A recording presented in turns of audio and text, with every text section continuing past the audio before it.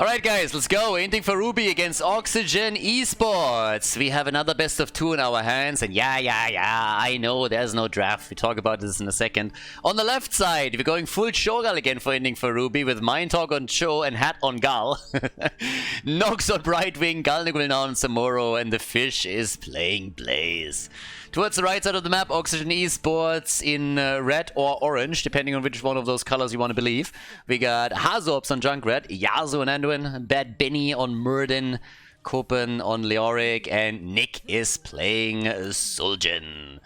Okay, so, as already mentioned, there is a reason that we don't have a draft today, and that reason is fairly simple. These games are from Saturday, and I could not cast on Saturday. I had some kind of like stomach bug or whatever, so it didn't really do that well for me. And therefore, I missed out on the games, but they saved the replays for me, and so we're casting these for replays. I don't know results, I have no idea how these games went, but thankfully they saved them. Unfortunately, there's no replay, no draft information included in the replays, so therefore no draft. But yeah, this is obviously Masters Clash, so right now we're looking at the best of 2. If you win both of the maps, then you get 3 points. If you win only one and you tie with your opponent, then each team receives 1 point. And as you can imagine, we are still down to the top 8 teams. We play a round robin here with those best of 2s, and then at the end of that mini season, we have 3 teams that directly qualify for the event in Paris, the offline event. In total, there's 12,000 euros on the line. And yep, that's what we're going for here. So already we got top side, Mind Talk, Minhat doing his thing. But yeah, Cho'Gall is always a little bit wild, and I gotta say that these guys in particular are always kind of crazy. Like lately they're just going deep into the cheese rabbit hole. But they now lost their camp, so this is a bit wild here, because they're really starting to struggle locking in any kind of item, and that is not really the best start. And you can already tell that Oxygen Esports is immediately attempting to heavily push at the bottom of the map with the item that they just locked in. So they're not even battling it out over the objective, but instead they're just coming in here, taking the wall down, haven't even gotten to their own camp yet. Level 4 is already in. We got a Sul'jin for Nick, so that's a lot of stacks that he can obviously get, and he will be able to get some solid damage in against Cho'Gall too. Level 4 is already in their hands, and they go for item number 2. So they are pretty much just saying, we're not gonna play your game. We're not gonna sit there and play what you want. We are just gonna out-rotate you a little bit, and then we'll see how we do here. I mean, having Samuro in here is already kind of interesting too. The way of the wind, one with the wind. I mean, Blizzard with all the farting jokes, once again, they're already going to move through them. The only thing that we really need there is the silent killer, because the silent ones, they are the worst, as we all know. So, for now, we got in the middle, still another wall that falls. So they're already taking structures down on pretty much every single lane. And Oxygen Esports, formerly known as the Hardos, they are clearly the favorite here. They're currently the number 2 team in Europe after Team Wah, aka Chili Mountain. So by now, 1 level ahead, working on their camps as well, as we have the first objective coming up. Okay, so middle of the map. Even the beacon is now taken. Now the problem when you're playing Cho'Gall is oftentimes that in the early stages of the game you can't really do too much. You're oftentimes in a bit of a spot where you're just like, yeah, we need to wait for Cho'Gall to get a little bit stronger, to scale, and then we can really take these fights. Now, as you can tell right now, there's obviously with Leo a nice counter pick through the drain, and then on top of that we have Sul'jin, as already highlighted a little bit earlier. And yeah, Anduin with the save for Sul'jin might have been the first one to fall. Went into Arcanite access on level 7. And since there weren't really a lot of fights yet, Sul'jin also doesn't have a lot of stacks. So that is another side effect of us not having a lot of brawls here. But here comes level 7 for Oxygen Esports. And they are still a level ahead. Still pushing pretty much everywhere. And structurally, this is already not looking too good for Inting for Ruby. So this is getting slightly dicey. They have now 15 or 10% towards the objective, but the opponent is quickly pulling ahead on that account as well. Yeah, and so far, not a single death. So we got the Ogre Rampage. We also got the Fire Starter. And with that, ooh. Seems like Sul'jin, the Monkey King, went down. Samuro, the Monkey King, not Sul'jin. Sul'jin is fine. Suljin is Gucci. Suljin is helping with the next item, as Leo is already pushing for the camp. So now we got 1 kill to 0 and level 9 to level 7, and they are already going really for objective number 1. But this is... yeah, I mean, Inting for Ruby is having some serious trouble here. Now Suljin isn't doing anything on the stacks, but they don't even need that if they can just take all of the structures down. And that's a fort already destroyed, the one in the middle has taken damage, and all of this is happening. Well, we have our little attack over here onto the objective. So the first protector is in play. And if the early game has been any indication, we're going to see another fort fall. Or so I thought. And then the protector starting to walk towards the keep. Team? Hello? They're just like, wait a second. We don't need to kill more than 1 fort. 1 fort is totally enough. Let's not overdo things here. So, yep, off we go. Level 10 abilities are ready, and they're already opening that wall up. As all the way towards the top, we have Hazu with Junkrat playing it out against Samuro. In the middle of the map, we got Yazu and Nick doing their thing. So, yep, even more action continues here. Haymaker played by Benny. And, well, the big fat ogre stops them for now. In 2 misses, alright, so I don't think they would have gotten the kill there either way. But the in 2 missed. They opened the wall up regardless, and they still maintain their 2-level lead. And of course, the talent advantage that they have with level 10 talent. Yeah, things are looking very, very good for Oxygen Esports. I mean, very, very good. Hazu is still dealing with Galnagulna up at the top. And over here, there's the stun against the fish, but he's still able to use the jet propulsion to get out of harm's way. Finally, heroic abilities for Inting for Ruby, so now they have the Cho'Gall combo if they want to go for it. Samuro also going into the Glorang special with the Blade Storm. And yep, now I mean this fort is gone. With Hazu appearing in the mid lane, there's no way to hold this anymore. Stormbolt doesn't hit either, but Fish with the jet propulsion is missing too, and there's the double entomb. Cho'Gall trying to fit into the bunker, a little bit too fat over here. Yeah, doesn't enter the bunker, but gets saved by bad Benny. Yeah, good Benny. Good Benny. Saving Cho'Gall. Minhat sitting there and being like, thanks dude, that was a close one. That Haymaker came at the last moment. So yeah. Not sure if Benny thought he could get a Haymaker kill here, but that was a questionable choice. But again, they're obviously way ahead right now.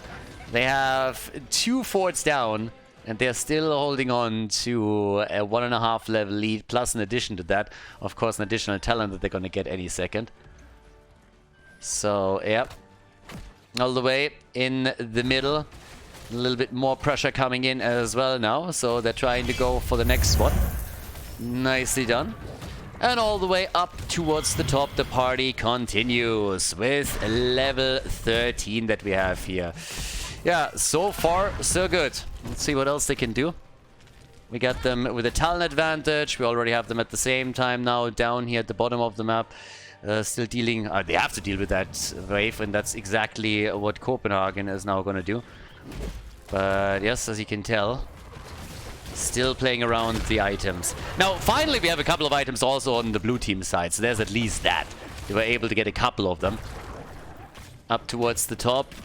I mean, to be fair, of course Nick is trying to get some stacks together as best he can, right? But then again, at the same time, you're looking at a situation in which he hasn't had a lot of opportunities to get any decent stacks going, because there weren't really a lot of battles that he could fight. Now Samuro dying at the bot lane again, but they're desperately attempting to take the final fort down. And so far, it's, yeah, not really working out for them. But yeah, time will tell. I mean, on the damage numbers, I don't really expect like too much. Look at Leo. Leo's at 14,000. That's simply because he's been draining them the entire time. So there's that. Against Cho'Gall, he can of course like do a lot here, and yeah, there's just not a lot of damage coming in. Simply because we don't have a lot of fight. Look at Brightwing. We are already nearly... I mean, we're 9 minutes into the game, and Brightwing is under 1,000 damage. That's where we're at right now. And they're just playing the map. They're playing the map, they're playing the objective, they're playing the camps, they're out-rotating the blue team. And the only way for Inting for Ruby to really make a bit of a comeback here is obviously if they're able to get some kills in. And for that, they need to unleash the Cho'Gall power. And if they can do that or not, that's the big question here. So they're already trying to move in, but the Stormbolt hits the bad boy hard. Yeah, the big boy already a little bit low, but they're trying to go for Nick. Immediately uses his 10, goes full Dastingo, gets stunned, and Nick is dead. Suljin is down. Leo still playing at the bot lane with Samuro. Now we got level 16 talents on the other hand, so things get worse. And it's already pretty telling that we at this point have now the Mithril Mace taken. Not even full drain build for him here. Benny also down. Look at that. The big fat ogre. All of a sudden they're getting 2 kills. Drawing even with Auctions and Esports. Now the bad news obviously is that even with them drawing even on that, they are still struggling a little bit to get clear in experience and hit the level 16. So that's a bit of a problem. But yep. We got down to the bottom of the map. I mean, Khaldor now has a lot that he can really contribute here. Shukuchi can push that out. He has a lot of wave clear, can really also do a lot then later on trying to attack the backline. Obviously, mainly talking about Anduin here. Couple of stacks, by the way, together finally for Nick. So he's sitting at 20 on the baseline and 15 on the Arcanite axis. Wrong place, wrong time on level 16 for him. Even talents by now since the blue team has locked in their own level 16, so that gives us the Frenzied Fists over here because the harsh winds and the thermal protection with the leaden orb coming in on the side of Gal. And that's your chance. Maybe fighting for the objective here. Blue team has already pulled ahead with 64 points. They abandoned the position then, but there's another kill now too. So they're doing much better here. All of a sudden, with Cho'Gall really in play, they're taking the lead in kills. They're far behind on structures, and Junkrat now gets eliminated topside too as Hazops dies to Samuro. But that's the opportunity for the blue team to finally lock in an objective and start that comeback. Let's go. Yeah, they're already moving in for the first fort, so it seems like structurally they're also eager to close the gap a little bit. They, of course, already lost a lot, but it seems like this time they are going to be the ones doing the damage. Brightwing is all alone on the objective, though, and has to abandon it at 99%. Now, this is probably the moment where they should really make a play for it. The Protector is obviously not the strongest objective in the game, but as long as your opponent is missing 2 heroes, you might as well, go for it and use the opportunity to do a bit of work there. Either way, we got them slowly rotating over, but Junkrat is coming back too, so it could soon be a 4 versus 4. They're trying to, or 4 versus 3, depending on how you count Cho'Gall. But there it is. 4 kills to 2, and they are locking in the Protector. That's obviously a bit of an awkward one right now. Cho'Gall is moving in, and there's Brightwing as well. So technically, you now have 3 people on that thing. It's actually pretty crazy. Not a lot of room in there in the first place. I never understood how Deathwing squeezed in. I think the only explanation is, ooh, magic. But yeah. They're nearly even in experience. They still haven't taken down the fort. Samuro is defending at the bottom of the map. the thingy, the Protector, is actually defending topside. He's not even pushing. He's just sitting there. It's like, yeah, let's make sure that Suljin doesn't take us down and drops that fort. So down here, they're still doing their thing against Copenhagen. Stun does connect a little bit too late. Copen was already able to move away here. And it was a bait all along, baby. Suljin gets killed topside. Solo kill by Cho'Gall as the fight at the bottom of the map still rages on. Even with Anduin in play, Cho'Gall got the kill. So Nick a little bit too far out there. Hasn't even used his ult. Apparently caught off guard a bit. There's the drain, the fish in trouble.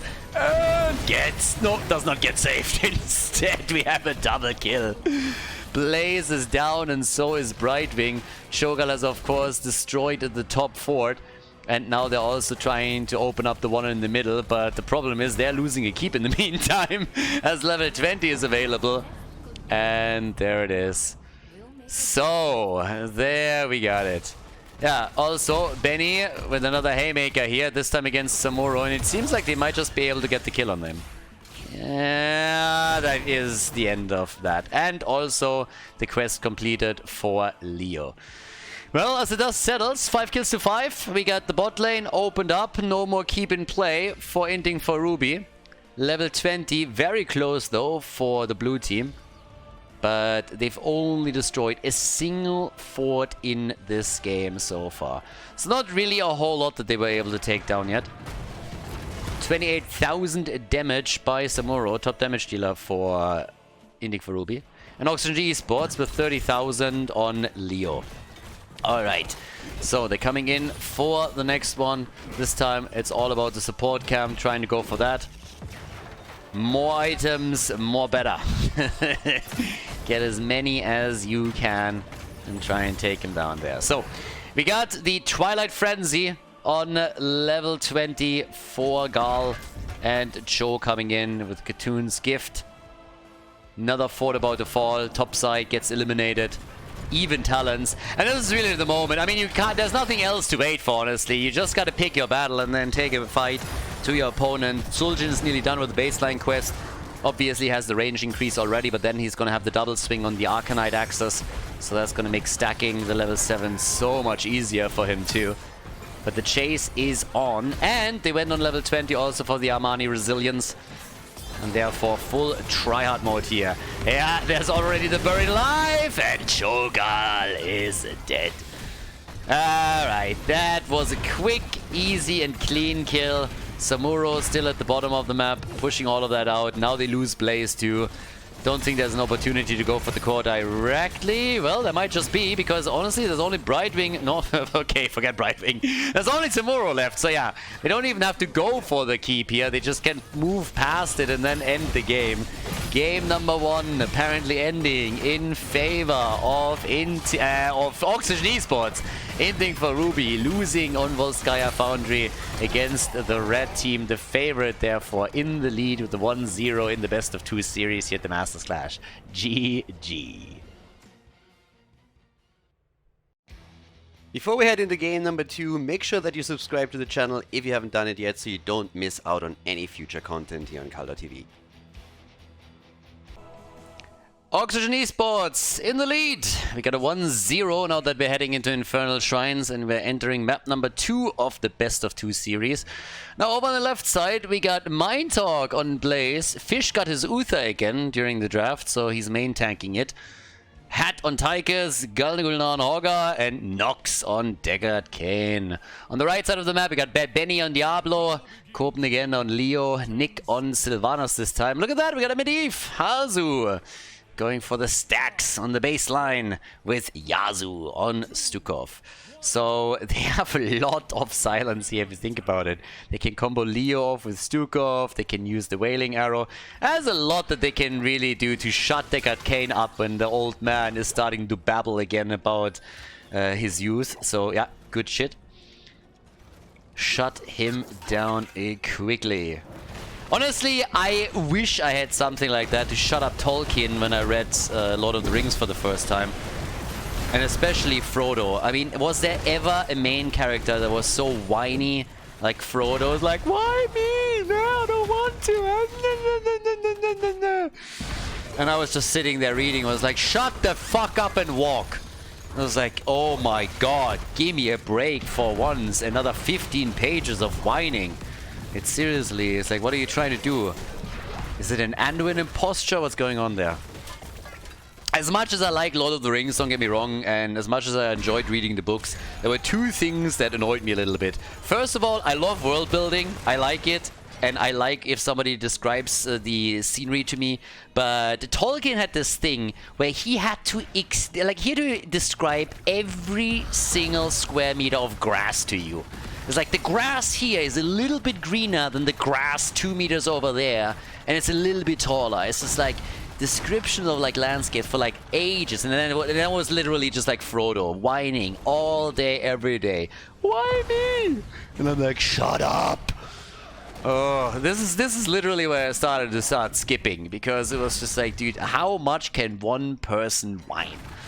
The Anduin of Middle Earth.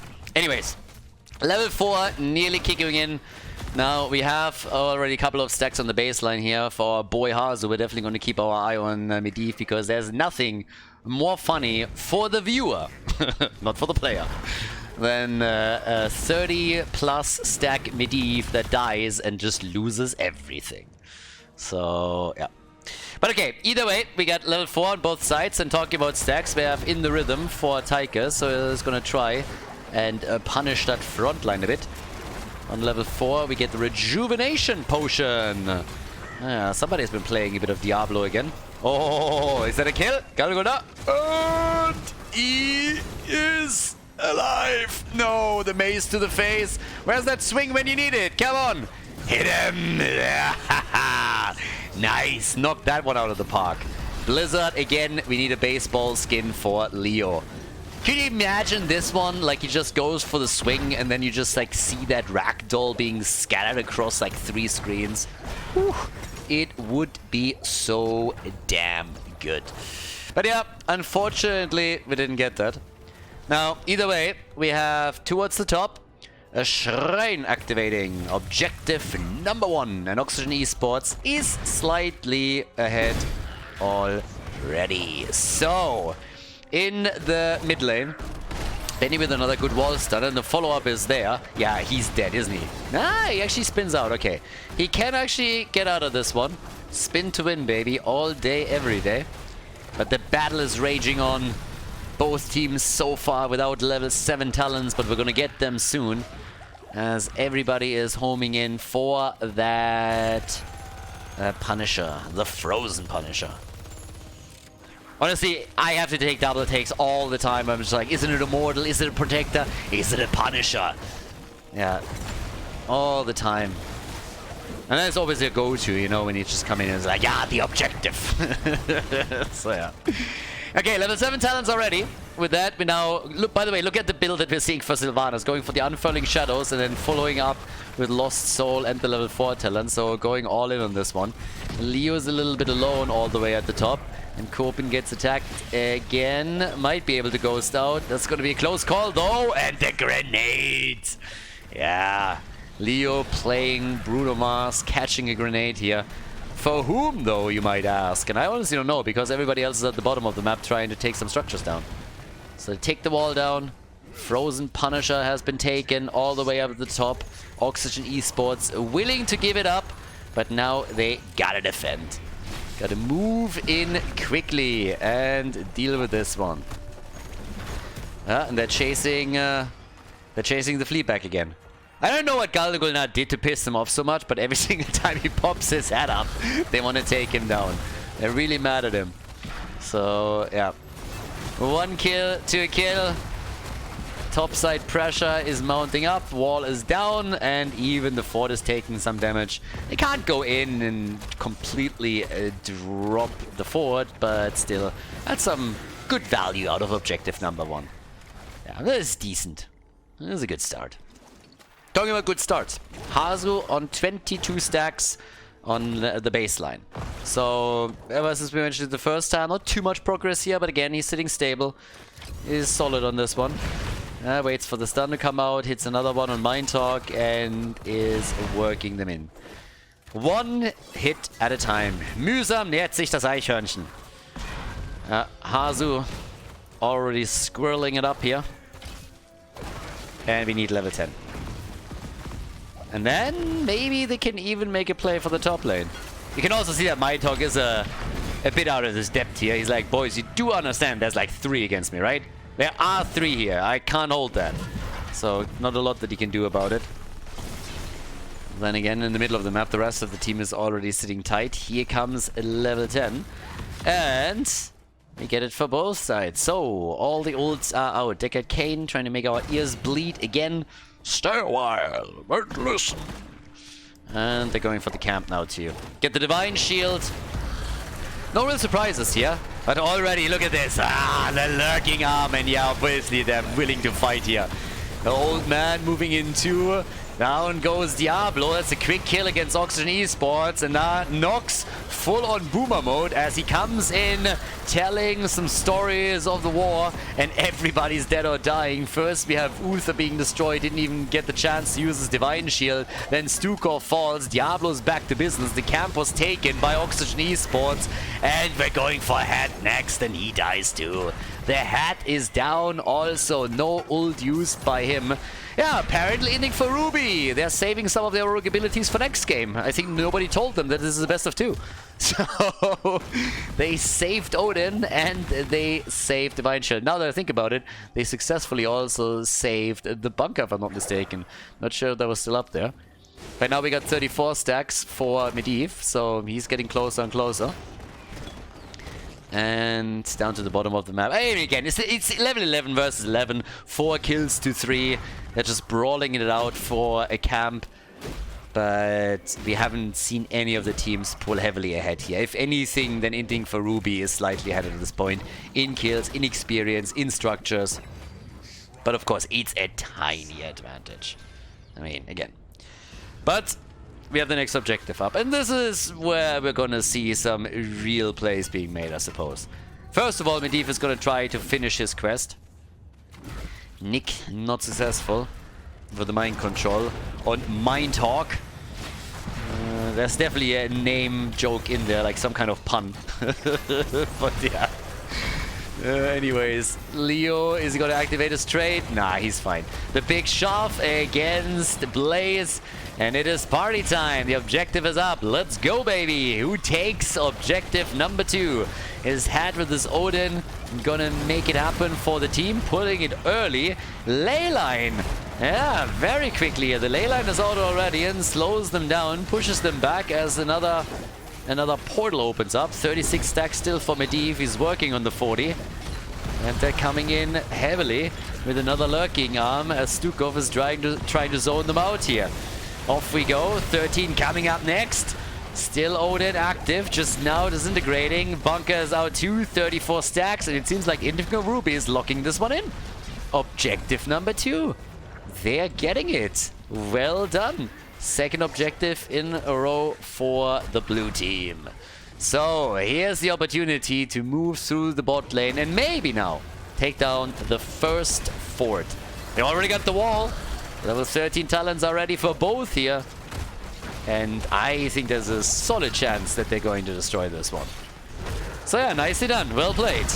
You get another objective. They might be able to get a couple of kills. Oh, the pointed to the back line. Haha, the ult. The kill. Stukov is dead.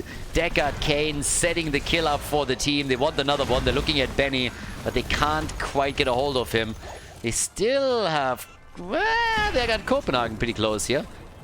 But they couldn't get him. I think there was another kill in the cards. But they already got one fort, and guess what? At the top lane, there's another one that gets destroyed. Because I'm not sure if Bad Betty is really going to be able to deal with it. I mean, even if he does, this is going to be so low that whenever Tigers gets close, it's toast. Same true more or less for Blaze. So, yeah, it barely survives. Or does it? I guess not. Another fort falls. Guys, Oxygen Esports is falling behind here. Got 5 kills to 3. Structural advantage and experience advantage. Also, we still don't have the quest completed for Hazu. He's sitting at 39. This is normally the moment where you're like, alright, I got this. But then at the same time, you're thinking, if I just drop at the wrong moment, I'm gonna get murdered. Good stacking also from Tigers, I gotta say. 87 stacks. That's pretty good. On that level, that's a solid number that really increases the minigun duration. Mind control is in. The Mindhawk could not resist it. But here's the quest for Hazu, and he finishes it. Nice. Well done. The German efficiency. They complete the quest whenever they have to. Losing your stacks would not be efficient. Gotta do it right away. And talking about stacks, we got 120 for Nick. So Sylvanas is also building on it. But they are starting to really try and push the mid lane now, while at the same time a camp and a catapult are dealing with the bottom of the map and forcing Nick to rotate down there, which of course immediately triggers an attack from the blue team since they're 5-manning the mid lane right now. So yeah, things are looking very interesting. I mean, this is honestly really interesting because technically Oxygen Esports is like the... I mean, by far they're the favorite here. I mean, duh. Did you see game number 1? But right now, they are falling slowly but steadily behind. Now you gotta give it to them. Despite the fact that they lost so many of their structures, they are not far behind in experience. So that's probably the biggest problem, if anything. 35,000 for Sylvanas. We got Nox and Hat doing their thing. And straight up move towards the top. 16 to 16 any second now. And that's going to be ready for the next fight as well. So, yep, there we go. Now, what do we have? We got our level 16 Benediction for our boy Uther. And at this point again, the Mithril Mace. So, if they can get a kill before we're even going for the shrine, that would of course be even better. There's already the lightning breath from Diablo. Benny is down. Diablo says goodbye as they're going for another quick hit here with Deckard setting kills up potentially against Hans. But Nick gets away. Everybody is getting away pretty much. So far, so good. More and more stacks for Sylvanas and for Tychus. So the two of them are really stacking heavily. A little bit better at this point for Sylvanas and for Tychus, I'd say. But yeah, that's going to be reflected in the numbers in the long run for sure. So now that they're going for the objective again, let's see what they can actually do here. 45,000 for Sylvanas, 45,000 for Tychus. Both of them with big damage, but Blaze goes down in a blaze of glory. So yeah, 6 kills to 4. But it is this time the red team that is starting to pull ahead a little bit. Seems like there's no way to prevent them from grabbing that Punisher. I don't see anybody fighting for it. Catapults have already done damage at the bottom of the map though, and it seems like this is just going to continue. I'm honestly waiting the entire time for somebody to hearth back, but they're not even doing that. So there's a chance that that keep is going to eat some damage, especially since we now have another catapult moving in. And that could become slightly problematic. But they're already going for the top again, and Deckard Kane gets caught. Deckard is down, and let's not forget that with Sylvanas in their midst, they have a fantastic tool to push this even further. So yeah, things are looking pretty solid on the objective, at least for Oxygen Esports. But then again, what I like about the blue team is that this time they're actually also trying to create a bit more pressure on the other lanes against the red team. So in the mid lane, we have the camp that has been taken, and Hogger is pushing the bot lane out. for a second, I thought he overdid it a little bit there, but yeah, he's still moving back. You might have noticed that the Punisher is still not taken, so it's 38 stacks against 0. But at some point, the blue team will have to move in and force the hand of Oxygen Esports. Seems like right now, the red team is trying to just push these lanes out as best they can before they're going for an objective push topside. So, yeah. Hazu, of course, providing vision as usual with Medivh. I mean, pretty much cheating this one out. Easy peasy. And we have now 155 stacks for Tychus. That is some sick minigun duration that he has here. That's great. Sylvana with 167 herself. And Leo finally is like, alright, I'll do it. I'm gonna take that Punisher. Let's push that top lane a bit and see where that gets us. So they have to start defending now. 6 kills to 5. We gotta make a move for that. We still have down to the bot lane. Hogger, he pushed this out slightly. They got a camp, they got a catapult now moving in. So there's a chance that they're going to do some damage on the keep. But the red team is already moving way past that. Hat saved by the bunker. The ley line connects, but Mindhog is still able to get away. Nobody's hearthing back just yet. So Hogger, now that he retreated too, leaves the bot lane alone. But they have a decent push going on there. Another wave is already coming in, and they still got that camp, and they also got the catapult. But at this point, top lane is slowly falling, to an extent that they're even popping Odin here, just to make sure that they're not losing the keep. And Leo, he retreated. Leo realized what would happen if they left the bot lane alone, so he moved in and is now dealing with all of this. But it also starts to fight at the top, but despite the 5 versus 4, it's Hogger that falls. Hogger falls, and oh boy. 61,000 damage for Tychus, the same roughly for Sylvana. She's a little bit ahead now. Hat dies. Sylv shows what's happening. Sylvanas shows Tigers, wo der Frosch die Locken hat. And then we got the two geezers with the beard also going down. It's boomer time as Deckard and Uther both die. And Oxygen Esports is mercilessly going through that top lane keep, taking that down easy peasy. They got the level 20 by now too. And that's the opportunity to go straight up for the core as well. And they're not even hesitating with the decision. They're immediately moving in on it. Nearly 200 stacks for Sylvanas by now. And of course, after they won game number 1, this is looking more and more like a 2-0 victory for Oxygen Esports. Keep in mind, they're second place in the standing at this point. The core is slowly falling, and there's just absolutely no time to get the blue team players back in the game in time to defend the core and maybe play towards a further late game and another objective. Core down at 50%. Khaldor trying to distract them a little bit, but he dies. That's 11 kills, 2-6 as Oxygen Esports wins on Infernal Shrines and takes this 2-0 victory over Inting for Ruby.